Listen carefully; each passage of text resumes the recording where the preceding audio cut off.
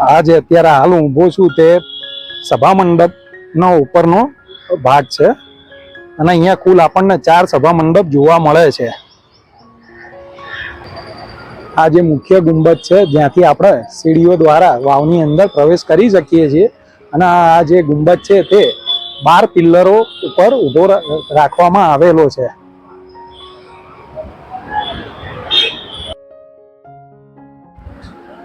તો આ જે છે આ વાવની અંદર જવા માટેનું મુખ્ય પ્રવેશ દ્વાર છે અને આ વાવ અમદાવાદના પૂર્વ વિસ્તારમાં આવેલી છે. જ્યારે આપણે આના મુખ્ય પ્રવેશ દ્વારમાં જ્યારે અંદર એન્ટર થઈએ છીએ ત્યારે આપણને અહીંયા ટ્રાફિકથી ધમધમતા વિસ્તારની અંદર પણ અહીંયા જતાની સાથે જ આપણને એક શાંતિનો અનુભવ થાય છે.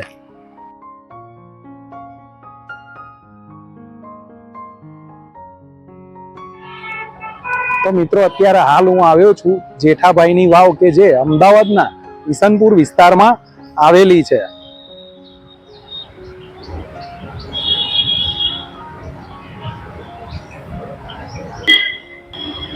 તો અહીંયા જે વાવ છે તેની આસપાસનો જે વિસ્તાર છે તે ખૂબ જ સરસ મજાના ઝાડ અને ફૂલ છોડથી એકદમ સરસ મજાનો સુંદર લાગી રહ્યો છે.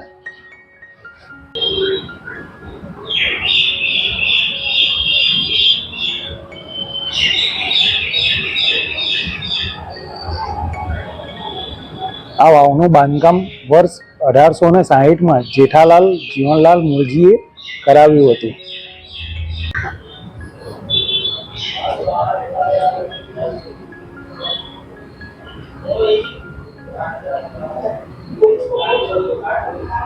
આ વાવમાં જ્યારે આપણે અંદરની તરફ પ્રવેશ કરીએ ત્યારે જમણી સાઈડ આપણને ગણપતિ દાદાની મૂર્તિ બોખલામાં શિલ્પકામ કરીને બંધાવેલી જોવા મળે છે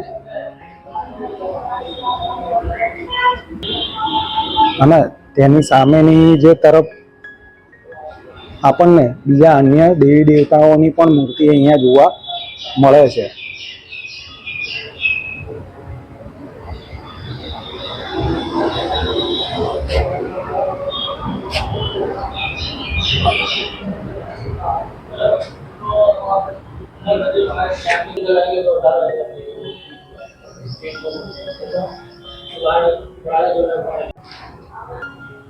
તો અહીંયા અત્યારે હાલમાં જે આ વાવ છે ત્યાં જે આપણને બીજી બધી ગુજરાતમાં ઘણી બધી વાવ આવેલી છે, પરંતુ તેની સરખામણીમાં જો આપણે અહીંયા આ વાવને જોવા જઈએ તો જે શિલ્પકામની દ્રષ્ટિએ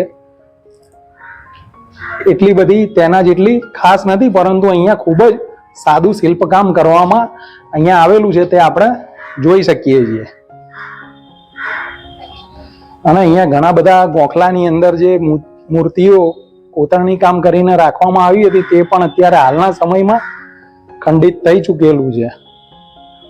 અને આ વાવની અંદર જે મુખ્ય કૂવો છે ત્યાં વર્ષો પહેલા કહેવાય છે કે પાણી ભરેલું રહેતું હતું ભૂગર્ભનું, પરંતુ અત્યારે હાલમાં ભૂગર્ભના જે જળ સ્તર છે તે નીચે જતા રહ્યા હોવાથી અહીંયા પાણી કૂવાની અંદર જોવા મળતું નથી. પરંતુ ચોમાસાની સિઝનમાં અહીંયા ઉપર જે એની વે બનાવેલો છે પાણીનો જે સંગ્રહ કરવા માટેનો, તેના દ્વારા પાણી ભૂગર્ભ એટલે કે કૂવાની અંદર આવે છે અને પાણીનો સ્ટોરેજ થાય છે.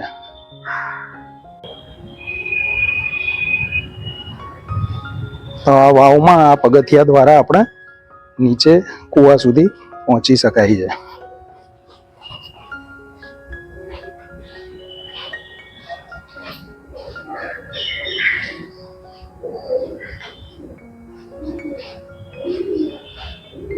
અહીંયાથી આપણે અહીંયાનો મુખ્ય જે કૂવો છે તે જોઈ શકીએ છીએ.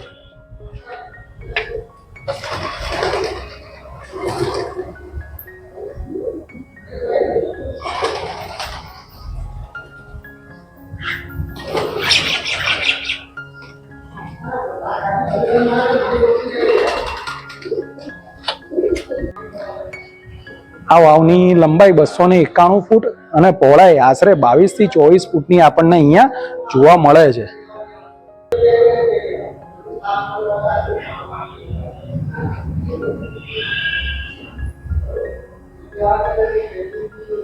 અહીંયા કુલ 4 સભા મંડપો અહીંયા આવેલા છે આ વાવમાં. અને પહેલાના સમયમાં આ વાવનું બાંધકામ એટલા માટે કરવામાં આવતું હતું કે અહીંયાથી પસાર થતા વટે માર્ગોને પાણીની જરૂરિયાત પૂરતી થઈ રહે માટે આ વાવોનું બાંધકામ કરવામાં આવતું હતું.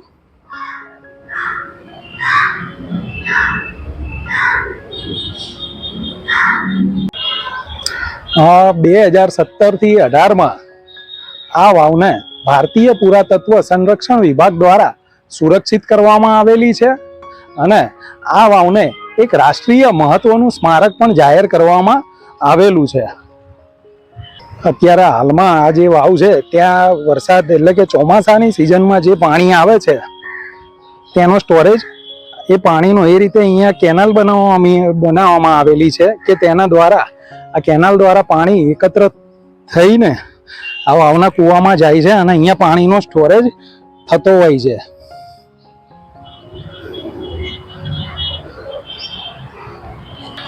તો અહીંયા બીજી પણ એક સર્પાકાર સીડી આપેલી છે કે જે વાવની અંદર રહેલા કૂવાની બિલકુલ પાસે મળે છે.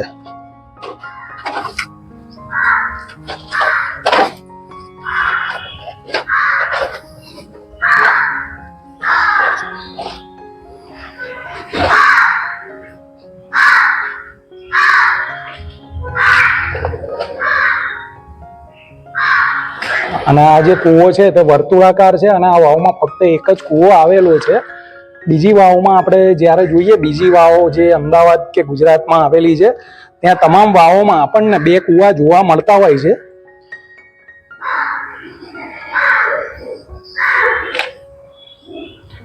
અને અહીંયા પણ નોર્મલ શિલ્પકામ કરેલું આપણને અહીંયા જોવા મળે છે.